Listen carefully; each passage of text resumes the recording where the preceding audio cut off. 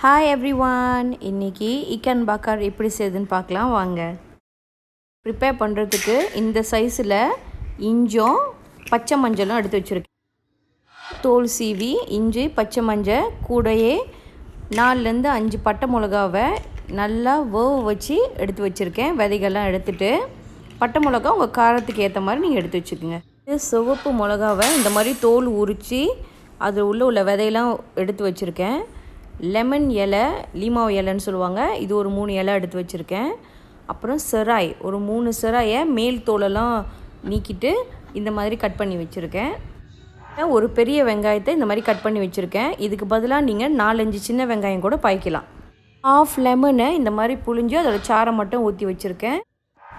அப்புறம் ஒரு டீஸ்பூன் அளவுக்கு புளியை இந்த மாதிரி தண்ணியில் கரைச்சி வச்சுருக்கேன். ஒரு டேபிள் ஸ்பூன் அளவுக்கு காஞ்ச ஊடான இந்த மாதிரி ஒரு கப்பில், சின்ன கப்பில் தண்ணி ஊற்றி 10 நிமிஷம் ஊற வச்சுருக்கேன். இப்போ நம்ம வெங்காயத்தை தனியாக பிளெண்ட் பண்ணி எடுத்து வச்சுருவோம். இதே பிளெண்டரில் இஞ்சி பச்சை மஞ்சள் பட்டை மிளகா 3ஐயும் கொட்டி அதையும் பிளெண்ட் பண்ணி எடுத்துருவோம். இது கூடவே செராய், லீமாவு இலை, அப்புறம் சோப்பு மிளகா, காஞ்ச ஊடா கொஞ்சம் தண்ணி கலந்து அதை எடுத்துக்கலாம். அந்த 1 கப்பு தண்ணியும் ஊற்ற வேணாம், பாதி கப்பு தண்ணி ஊற்றினா போதும். இன்றைக்கி நான் இக்கன் பாரி வாங்கியிருக்கேன் மார்க்கெட்டில். இந்த மாதிரி ஸ்லைஸ் போட்டு வச்சுக்கோங்க. ஏன்னா அது ரொம்ப திக்காக இருந்துச்சுன்னா சீக்கிரத்தில் அந்த மீன் வேவாது. அதனால் இந்த மாதிரி க்யூப்ஸ் மாதிரியோ இல்லை இந்த மாதிரி ஸ்லைஸாக கட் பண்ணி வச்சுக்கோங்க. இப்போ நம்ம பிளெண்ட் பண்ண ஐட்டம் எல்லாத்தையும் நல்லா வேவ வச்சிடலாம். அதுக்கு ஒரு பேனில், ஒரு நான்ஸ்டிக் பேனில் எண்ணெய் ஊற்றிக்குங்க. எண்ணெய் ஊற்றிட்டு நம்ம பிளெண்ட் பண்ண வெங்காயத்தை இதில் கொட்டி நல்லா வதக்கி விட்டுறலாம். 5லேருந்து 10 நிமிஷம் அதோட பச்சை வாசனை போகிற வரைக்கும் நல்லா வதக்கி விட்டுருங்க. லைட்டாக அதோட கலர் சேஞ்ச் ஆகி ஒரு மாதிரி லைட் ப்ரௌன் கலரில் வரும். இந்த மாதிரி வந்தோடனே இப்போ நம்ம மீதி அரைச்சி வச்சுருக்கிற அந்த பேஸ்ட் எல்லாத்தையும் இதில் கொட்டி நல்லா கிண்டி விட்டுறலாம். பார்த்து எண்ணெய் ரொம்ப தெறிக்கும், கவனம். எண்ணெய் திரிஞ்சு நல்லா மேலே வர வரைக்கும் நல்லா வதக்கி விட்டுருங்க. அடுப்பை மீடியமாகவே வச்சுக்கோங்க. வச்சுட்டு நல்லா திருப்பி விட்ருங்க. இப்போ ஒரு 10 நிமிஷம் போல் ஆகிருக்கு பாருங்கள். நல்லா அந்த பேஸ்ட்டு திக்காயிருச்சு. எண்ணெய் லேசாக திரிஞ்சு மேலே வருது. எப்படி தெறிக்கிது பாருங்கள். நல்லா கிண்டி விட்ருங்க. இப்போ நான் காஞ்ச ஊற வச்சுருந்தேன்ல, அந்த 1/2 கப் தண்ணியை இதில் லேசாக ஊற்றி கிண்டி விட போகிறேன். டேஸ்ட் அப்படி ரொம்ப திக்காக இருக்கிற மாதிரி இருந்துச்சுன்னா அந்த 1/2 கப் கூடையே இன்னும் 1 கப் தண்ணி ஊற்றி கூட நீங்கள் இது பண்ணிக்கலாம். அந்த பச்சை வாசனை நல்லா போகணும், அது வரைக்கும் நம்ம வேவ விடணும். இது வேவ வைக்கிறதுக்கு எப்படியும் 15 நிமிஷத்துலேருந்து 20 நிமிஷம் வரைக்கும் அந்த வேவ விடணும். அதனால் தண்ணி கூட ஊற்றினாலும் பிரச்சனை இல்லை.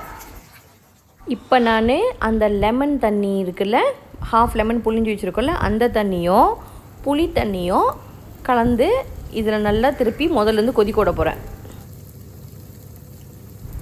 வீடே வாசம் ஏறிடுச்சு, நல்லா வாசனையாக இருக்குது. நீங்கள் நான்ஸ்டிக் பேன் பாய்க்கிறது தான் பெஸ்ட். என்ன நீங்கள் சாதாரண இரும்பு சட்டி பாய்ச்சிங்கன்னா நிச்சயம் அடி பிடிச்சிரும். நல்லா விடாமல் கிண்டிக்கிட்டே இருங்க. அடுப்பை மட்டும் மீடியமில் வச்சுருங்க, ஹாயை வைக்க வேண்டாம். இப்போ நம்ம என்ன பண்ணலாம், இதில் கொஞ்சம் குலா மிளகா ஆட் பண்ணலாம். நம்ம நிறையா புளிப்பு ஜாமான் இதில் கலந்துருக்கோம்.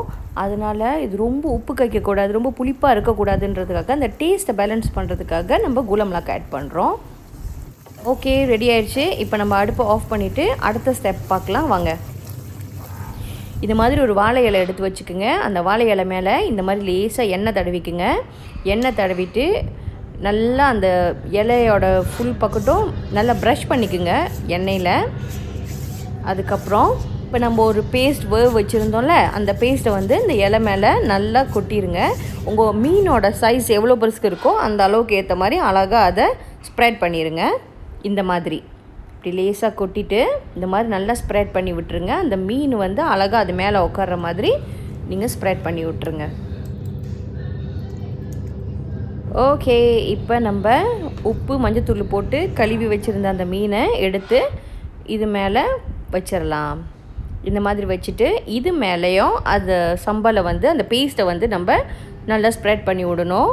நம்ம ஏற்கனவே கோடு போட்டு வச்சுருக்கோம்ல, அந்த உள்ளெல்லாம் நல்லா படுற மாதிரி போட்டு வைங்க. இப்போ தான் நல்லா வேவும். நல்லா அந்த மாதிரி செட் பண்ணிடுங்க. எல்லா பக்கட்டும் அந்த பேஸ்ட் இருக்கிற மாதிரி நல்லா தடவி விட்டுருங்க. பேஸ்ட் ரெடி பண்ணிவிட்டு அதுக்கப்புறம் தான் நம்ம மடக்க முடியும். இலை வந்து கவனம், எங்கேயும் ஓட்டைலாம் இருக்க போது அந்த மாதிரி இல்லாத இலையாக பார்த்து எடுத்துக்குங்க. ஓகே, இப்போ நம்ம ரேப் பண்ணிடலாமா? இந்த இலை மடக்கும் போது கவனமாக மெதுவாக மடக்குங்க. நீங்கள் விறுவிறுன்னு மடக்குனீங்கன்னா இந்த இலை உடையிறதுக்கு வாய்ப்பு இருக்குது, கிளியறதுக்கு வாய்ப்பு இருக்குது, உடையிறதுக்கு இல்லை. அது மாதிரி மெதுவாக அழகாக திருப்பி விடுங்க.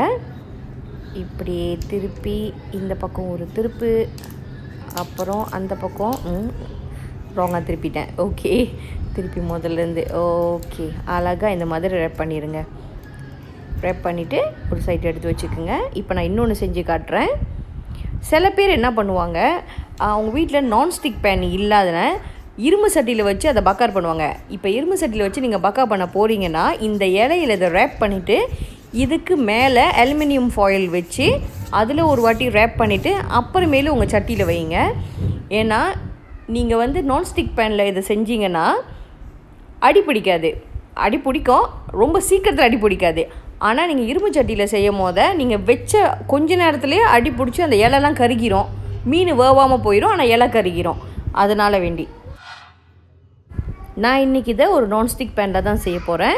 இப்போ நம்ம அந்த நான்ஸ்டிக் பேனை எடுத்து நல்லா சூடாக்கிட்டு எண்ணெய் ஊற்றிட்டு, எண்ணெயும் சூடானதுக்கப்புறம் அடுப்பை ஸ்லோவில் வைக்க போகிறேன். கம்ப்ளீட்டாக ஸ்லோவில் வச்சுட்டு நம்மளோட ஃபிஷ்ஷை ஒன்று ஒன்றா இந்த மாதிரி ரேப் பண்ணி வச்சுருக்கோம்ல, ஒன்று ஒன்றா பக்கத்தில் வச்சுட்டு இந்த மாதிரி மெதுவாக வச்சுருங்க. ரொம்ப ரொம்ப கவனம், ஏன்னா இலை வந்து கிழிஞ்சிருச்சுன்னா அதோட சம்பால்லாம் வெளியே வந்துடும். மெதுவாக எடுத்து வச்சுட்டு நம்ம மூடி போட்டு டப்புன்னு மூடிடலாம். மூடிட்டு இப்போ நம்ம என்ன செய்கிறோம், ஒரு 10 நிமிஷம் இதை நல்லா வேக வைக்க போகிறோம். இப்போ 10 நிமிஷம் போல் ஆகிருக்கு. இப்போ பார்த்திங்களா இந்த மாதிரி இருக்குது. இப்போ நம்ம என்ன செய்கிறோம், ஒரு கரண்டி வச்சு இதை திருப்பி விட்டுறலாம். இந்த பக்கட்டும் வேக வைக்கிறதுக்கு வாசமாக இருக்குது. ஓகே, இந்த மாதிரி நல்லா திருப்பி விட்டுட்டு நம்ம என்ன பண்ணுவோம், இன்னும் ஒரு 10 நிமிஷம் நல்லா வேக வச்சுருவோம். ஓகே, மொத்தமாக இது ஒரு 20லேருந்து 25 நிமிஷம் வந்திருக்கு. இப்போ நம்ம ஒரு பிளேட்டுக்கு இதை ட்ரான்ஸ்ஃபர் பண்ணிடலாம். ஓகே, இப்போ நம்ம இதை மெதுவாக பிரித்து எடுப்போம். பாருங்கள் எப்படி இருக்குன்னு. நல்ல இலையே எண்ணெயாக ஆயிடுச்சு. ஓகே, கொஞ்சம் கொஞ்சமாக அதை அப்படியே பிரித்து எடுப்போம். வாவ், லுக் அட் தட், எப்படி இருக்குன்னு பாருங்கள். வீடே வாசமாக இருக்குது. ஓகே, இப்போ நான் அந்த மீனை கிட்டத்தில் ஃபோக்கஸ் பண்ணி காமிக்கிறேன் பாருங்கள். சம்பல் அப்படியே ரிமூவ் பண்ணிவிட்டு பார்த்தீங்கன்னா மீன் எவ்வளோ அழகாக வந்திருக்குன்னு பாருங்கள். இது ரொம்ப ஈஸி செய்கிறதுக்கு. நீங்களும் வீட்டில் ட்ரை பண்ணி பார்த்துட்டு எப்படி இருந்துச்சுன்னு சொல்லுங்கள். பாய்.